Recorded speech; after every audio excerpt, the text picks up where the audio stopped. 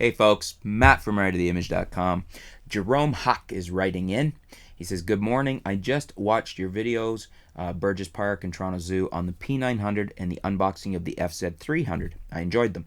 I'm glad, thanks. And for the P900, I read some reviews, tests from professionals. Some were really bad. When you look at the reviews of customers, it's the opposite, and often that is the case.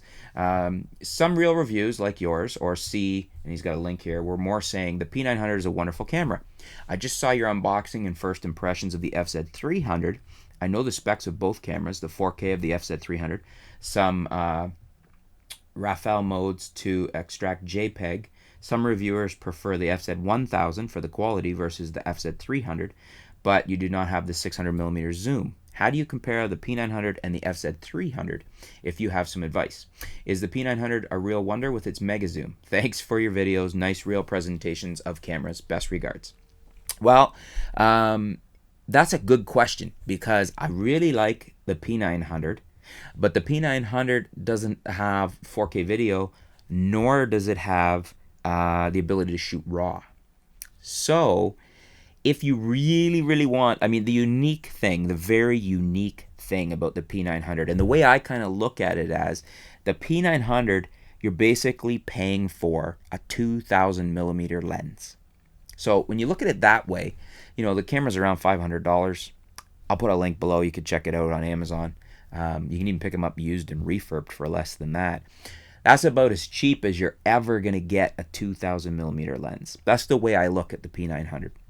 Yes, it only shoots JPEG, but just, you know, watch your shooting ability. Watch your shooting settings. Make sure you're shooting it right in camera. It does pretty good in auto, too.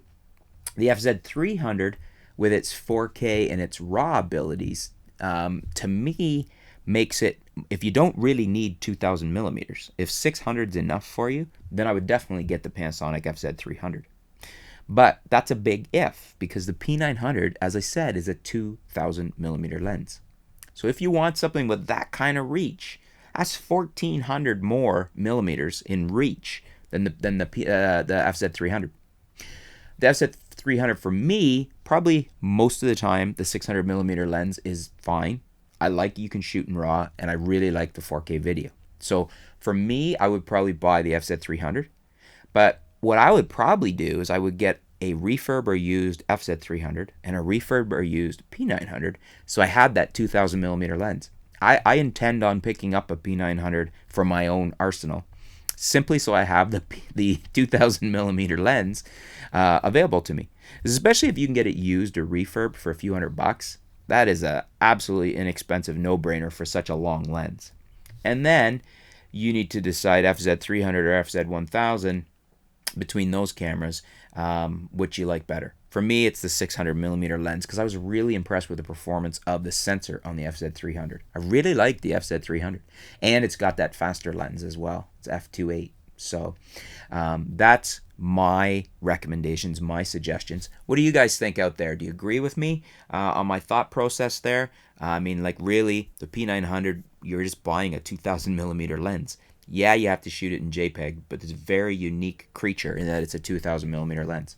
And then as far as it depends, if you don't need the 2000mm lens, then look at the FZ300 is my favorite between the FZ300 and the FZ1000. Do you guys agree with me? Do you disagree? If so, you know, if you're on one way or the other, if you agree, why? For all the reasons I stated. If I missed something, if you disagree, why do you disagree? Leave some comments below. Let's discuss it. Let's help Jerome out. And thanks for your question, Jerome. We'll be back soon here at artoftheimage.com.